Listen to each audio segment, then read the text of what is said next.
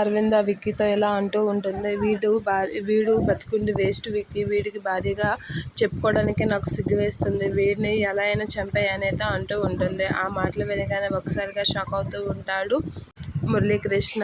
ఏంటి విక్కీ అలా చూస్తున్నా, వీడు ఈ ఎదవకి ఇన్ని రోజులు భార్యగా ఉన్నానని నేను ఇప్పటికీ సిగ్గుతో ఫీల్ అవుతున్నాను. అలాంటిది ఈ ఎదవ వల్ల నా కూతురుకి మంచి భవిష్యత్తు ఉండదు అని చెప్పేసి అంటూ ఉంటుంది. వీడిని చంపడానికి నీకు నా తాళే అడ్డు వస్తుందా ఏంటి అని అయితే చెప్తూ ఉంటుంది. అలా అయితే నేను ఇప్పుడే చెప్తున్నాను చూడని చెప్పి తన మెడలో తాళి అయితే తీస్తూ ఉంటుంది పద్మావతి.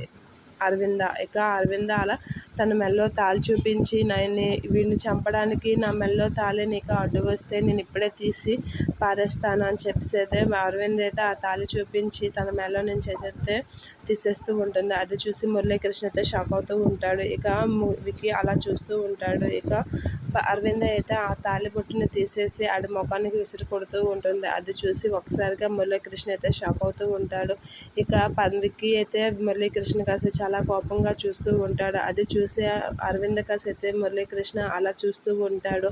విక్కీ ఇక నువ్వు అయిపోయేవిరా అని చెప్పేసి అయితే అంటూ ఇక తనైతే బెదిరిస్తూ ఉంటాడు. ఇక అరవింద అదంతా చూసి చాలా చెదిరించుకొని కోపంతో రగిలిపోతూ ఉంటుంది అరవింద.